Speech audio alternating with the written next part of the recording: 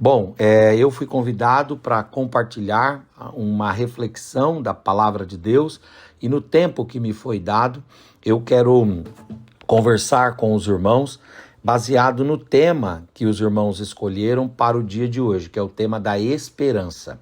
Então nós vamos ler Lamentações, capítulo de número 3. Eu quero ler o versículo de número 26. Lamentações 3 e 26. Diz assim: bom é ter esperança e aguardar em silêncio a salvação do Senhor. Bom é ter esperança e aguardar em silêncio a salvação do Senhor. Eu quero falar rapidinho sobre as marcas que são inerentes a um crente cheio de esperança. Nós falamos muito de esperança e quando a gente olha na Bíblia, nós entendemos que, em primeiro lugar, quando pensamos em esperança, estamos pensando no próprio Cristo.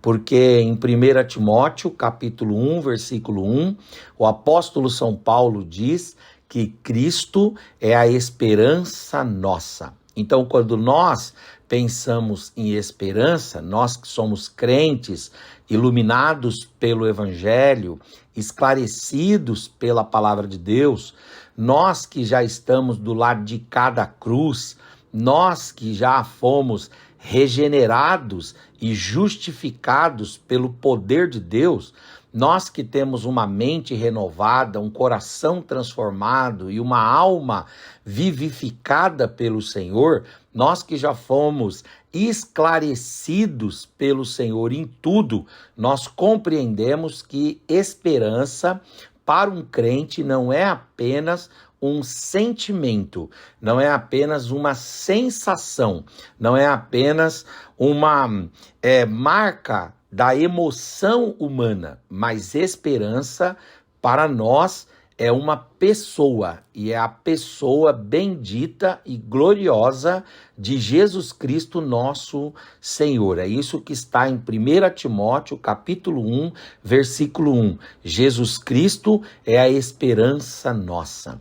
Agora, quando nós entendemos que Cristo é a nossa esperança, e uma vez que nós recebemos Cristo em nosso coração, seja através da conversão, depois evoluímos para o entrelaçamento da nossa relação com Cristo através do batismo, depois ainda afinamos um pouco mais a nossa intimidade com Cristo através da comunhão com a igreja e da ceia do Senhor, depois nos tornamos cristãos funcionais e produtivos e frutíferos no reino de Deus, e depois recebemos o Espírito Santo, não apenas naquela porção capaz de nos garantir a subsistência da vida, não apenas naquela porção capaz de nos gerar salvação, mas também naquela porção de nos gerar a santificação e os dons maravilhosos. Então nós que estreitamos a nossa relação com Deus por meio de Cristo e recebemos o Espírito Santo de Deus, então nós temos esperança dentro de nós. Nenhum dos crentes que está me ouvindo aqui, nenhuma das servas de Deus e nenhum dos servos de Deus tem a liberdade, tem a faculdade de não ter esperança, porque para nós esperança não é uma emoção, para nós esperança não é uma sensação, para nós esperança não é um sentimento, para nós esperança não é uma perspectiva que a alma tem quanto ao futuro, ou quanto a uma pessoa, ou quanto a um projeto. Para nós, a esperança está firmada numa pessoa, a pessoa bendita e gloriosa de Jesus Cristo. Quem tem Jesus tem esperança, Ele é a nossa esperança. E se você tem Jesus, e eu creio que você tem Jesus no seu coração, na sua mente, na sua alma, então você não é uma pessoa que tenha ausência de esperança, mas você é uma pessoa cheia de esperança. Agora, uma vez tomados desta esperança, uma vez cheios de esperança, uma vez dominados pela esperança que é Cristo, quais então são as nossas marcas? Quais então são as nossas características? Quais são as principais características de um cristão cheio de esperança, que devem ser marcas inerentes a cada um de nós? A primeira delas é que um crente cheio de esperança é um crente que confia na soberania de Deus. Olha o que diz Lamentações, capítulo 3, versículo 37, diz assim: quem é aquele que diz, e assim acontece quando o Senhor não manda? Aqui está uma pergunta que Jeremias está fazendo. Quem é o demônio? Quem é o espírito imundo? Quem é o anjo caído? Quem é o líder da hoste infernal da maldade que pode dizer, assim vai acontecer, se Deus não disser, assim será? Qual é o homem que pode dizer, assim vai acontecer, se Deus não disser, assim será? E qual é o anjo, o arcanjo, o querubim, o serafim, que pode dizer, assim vai ser, se Deus não disser, assim será? E qual é a circunstância que vai dizer, assim vai ser, se Deus não disser, assim será? O que eu estou querendo dizer é, não existem demônios, não existem anjos, não existem homens e não existem circunstâncias que podem se prevalecer, que podem se impor, que podem se ser superior a Deus. É isso que o profeta Jeremias está falando em Lamentações. Ele está dizendo, quem é aquele que diz, assim vai acontecer se Deus não mandar? Não é o homem, não são os demônios, não são nem os anjos, e muito menos as circunstâncias que ditam a nossa vida. Quem dita a nossa vida, quem dita os acontecimentos é a soberania de Deus.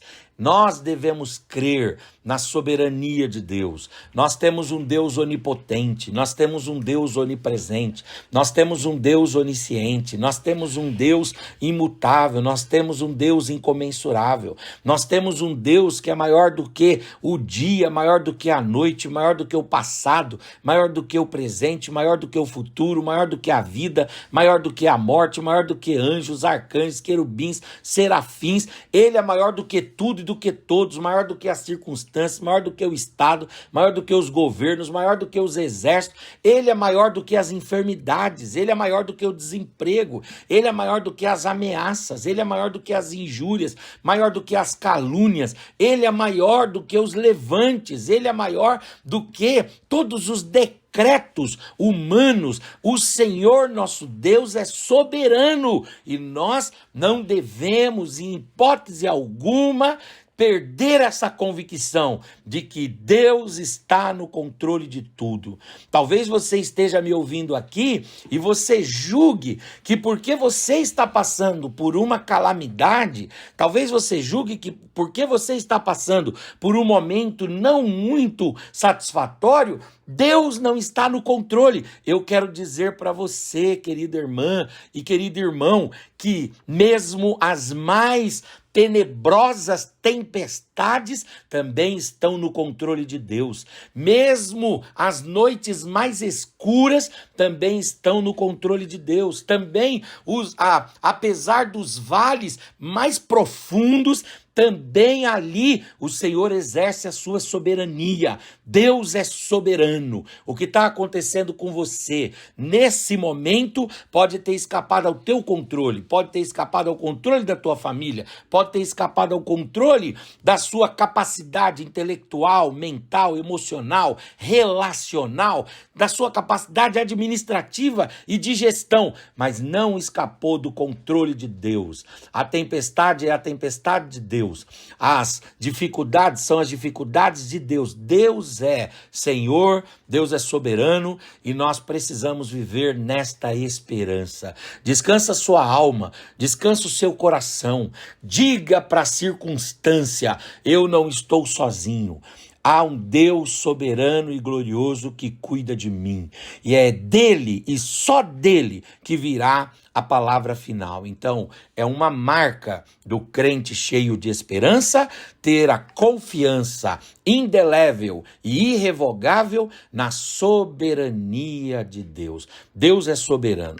Uma outra característica interessante daquela pessoa que tem a esperança que é Cristo no seu interior é que tem segurança. Segurança que é um eleito de Deus. Nós não cremos numa eleição incondicional. Nós cremos numa eleição condicionada, ou seja, eu não creio que a eleição gera a salvação, mas eu creio que para aqueles que são salvos, Deus tem eleição. Então todos nós que já temos Cristo, que já recebemos o Evangelho, que já recebemos a palavra de Deus, podemos descansar na consciência da eleição. A eleição não como causa, mas a eleição como efeito da salvação. Nós somos eleitos. Olha o que diz o versículo 31 de Lamentações 3. Pois o Senhor não rejeitará o seu escolhido para sempre. O Senhor não rejeitará o seu escolhido para sempre. O escolhido de Deus é aquele indivíduo que recebeu Jesus, aquela mulher, aquele moço, aquele jovem que recebeu Jesus como seu único e suficiente Salvador e Senhor. Esse é um eleito de Deus. E tem coisas que querem tirar de nós essa consciência de que nós somos um eleito de Deus e de que nós temos essa segurança em nós. Tem um filme muito interessante que foi dirigido pelo Mel Gibson, e o Mel Gibson, ele fez um filme chamado A Paixão de Cristo. E nesse filme, A Paixão de Cristo, ele traz lá Jesus nos seus últimos momentos, sofrendo ali na cruz do Calvário, antes, no Getsêmani, depois lá na cruz do Calvário, até a ressurreição.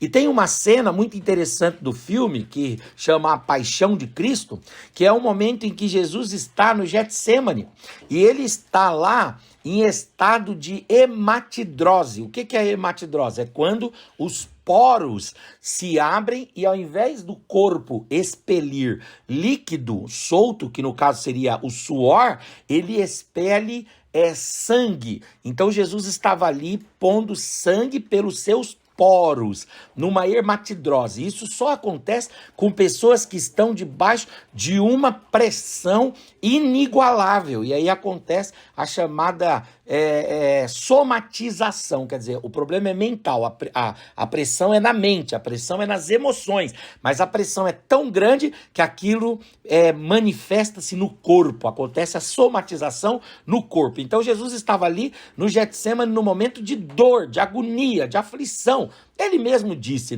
a minha alma está aflita até a morte. E quando ele fala isso, o corpo dele reage, porque o nosso corpo reage às pressões que a gente sofre, às lutas que a gente passa, às angústias que a gente enfrenta. O nosso corpo, ele reage, ele manifesta o quanto nós temos de pressão dentro de nós. Da mesma forma que o corpo reage aos momentos alegres, porque a Bíblia diz que a alma alegre aformoseia o rosto, a Bíblia também diz que a alma alma abatida, ela mostra-se no corpo. O salmista, quando ele estava passando por uma grande luta, numa das suas orações, ele disse assim, ó, os meus ossos estão como se fossem apodrecidos. Por que que os ossos apodrecem? Porque aqueles problemas que a gente passa, que afetam o nosso pensamento, o nosso intelecto, as nossas emoções, eles manifestam-se no corpo. E Jesus estava ali no seu momento de sofrimento máximo. E o Mel Gibson coloca aquela cena do Getsemane e ele coloca Jesus sangrando no Getsemane e de repente uma figura que parece ali um demônio que aparece com uma criança. E essa figura passa a mão na cabeça da criança deixando uma mensagem. Qual é a mensagem? A mensagem é: o seu pai te abandonou. Aliás, na própria cruz, Jesus vai orar o Salmo 22 e vai dizer: Eli, Eli, lama sabachthani, Deus meu, por que me desamparastes? Mas depois que nós temos todo aquele processo de cruz, a própria Bíblia, no livro dos Atos, também ali nas cartas, ela vai deixando claro que em nenhum momento Jesus ele teve a ausência de Deus, e em nenhum momento Jesus desconfiou da sua filiação para com Deus. Deus sempre esteve com Jesus e Deus sempre deixou claro para ele que ele era o Filho de Deus. As circunstâncias favoráveis não são provas de que nós somos filhos de Deus. O que prova que somos filhos de Deus é essa eleição extraordinária. Você está eleito, você é um eleito de Deus. Deus está guardando você. Não deixe as lutas, não deixe o seu próprio Getsemane, não deixe o seu vale de Cedron, não deixe a sua cruz, não deixe as suas aflições e amarguras produzirem uma desconfiança de que você é um eleito de Deus. Não, nada pode, nada pode deixar que a nossa mente, deixar no nosso coração a impressão de que nós não somos eleitos de Deus. Não deixe isso acontecer, porque é próprio de um crente que é cheio de esperança, a fé e a confiança na eleição. Você é eleito de Deus. Você é filho de Deus. Ah, pastor, como é que eu posso ser um eleito de Deus se eu estou aqui com meu pai, com a minha mãe, com meu irmão, na sala de um hospital? Jesus estava no Getsemane e mesmo ali Deus estava com ele. Jesus estava na cruz e mesmo lá Deus estava com ele. Então não são as circunstâncias que dizem que somos ou não filhos de Deus. Nós podemos passar pelo vale mais profundo, pela noite mais escura, pela situação mais sombria, mas o Senhor atravessa cada uma delas conosco, porque nós somos eleitos de Deus. Você nunca deixe nada roubar essa sua consciência, nem as circunstâncias e nem o pecado, porque o pecado também vem. Quando a gente peca, quando a gente erra, o pecado vem querendo produzir em nós que Deus nos abandonou, que Deus nos deixou, que nós não somos dignos da ação de Deus, que nós não somos dignos do cuidado e da misericórdia de Deus. Mas eu quero dizer para você, quero dizer para todos aqui, não existe pecado que Deus não perdoe. E não existe culpa que o Espírito de Deus e a palavra de Deus não possa retirar de nós. Receba o perdão de Deus para a sua vida. Receba tranquilidade no seu coração e a certeza que os seus pecados não serão capazes de anular a eleição de Deus que está em você. Você é um eleito de Deus e as aflições e os pecados não podem tirar de você, tirar de mim, tirar de nós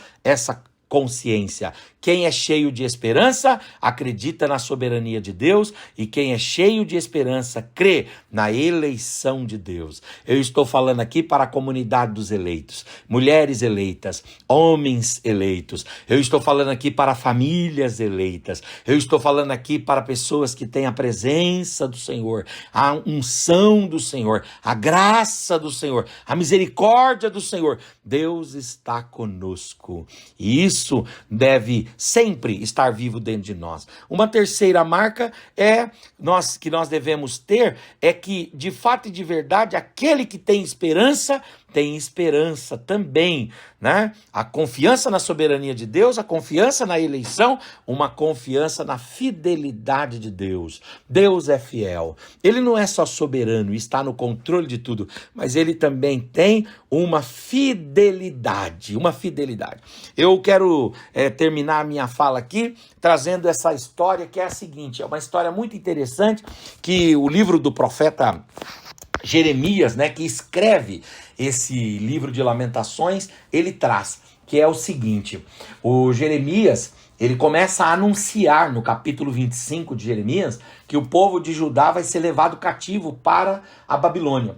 E ele começa a dizer que a terra de Judá será uma terra que ficará desolada, que o povo de Judá será humilhado e escravizado lá na Babilônia e que por causa disso Deus iria trabalhar no meio dos hebreus para tirar toda a idolatria, mas lá no cativeiro.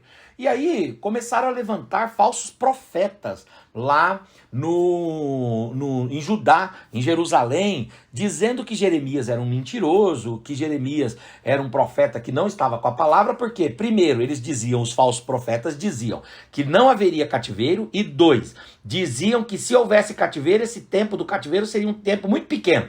E Jeremias diz, não, vai ter cativeiro, e dois, esse tempo vai durar 70 anos. Aí o povo começou a perceber que realmente Jeremias estava certo, porque a Babilônia cercou, né? Durante 18 meses, a Babilônia cercou Judá, e então no meio daquele entrincheiramento dos judeus, eles perceberam que de fato e de verdade o cativeiro era real, o cativeiro babilônico. Aí o Jeremias, no meio daquela cena que todo o povo se conscientizou de que o cativeiro era real, o Jeremias faz uma coisa muito linda. O Jeremias vai e reúne todo o povo e diz, eu quero que vocês vão comigo aqui num terreno. E aí ele vai num terreno e leva todo o povo lá. Quando chega lá no terreno, o povo pergunta para o Jeremias, o que você trouxe a gente aqui para quê? Aí ele diz, porque Deus tem uma mensagem para vocês.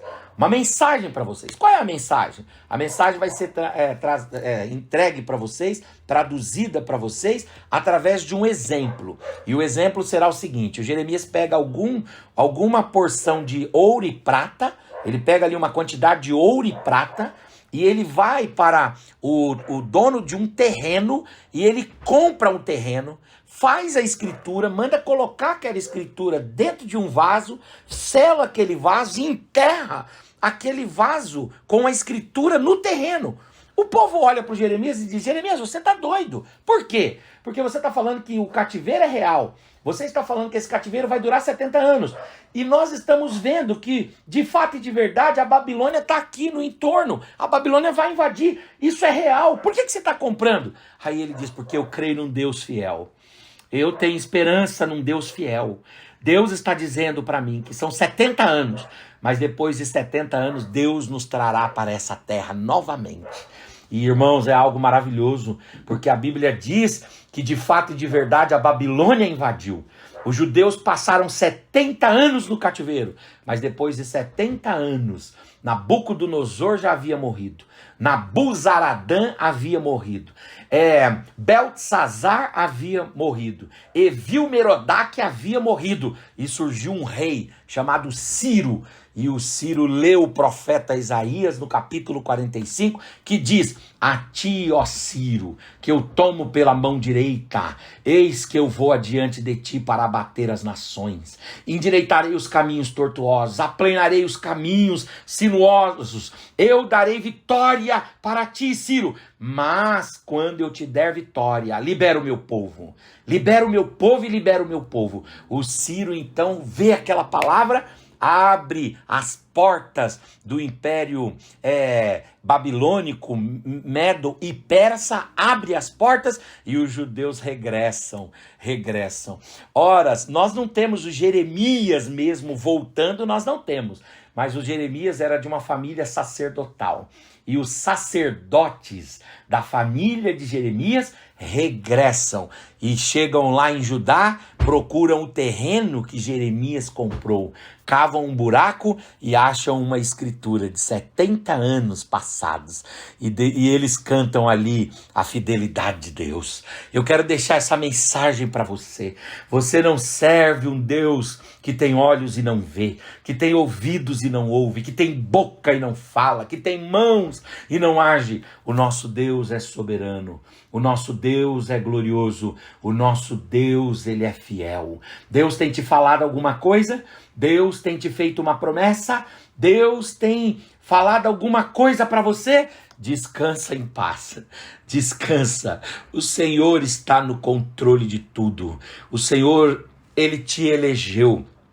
E nada vai apagar essa eleição. E o Senhor, nosso Deus, ele é fiel. E por causa da sua fidelidade, nós podemos deitar a cabeça em paz no travesseiro e dormir tranquilo. Deus quer que você volte a dormir tranquila.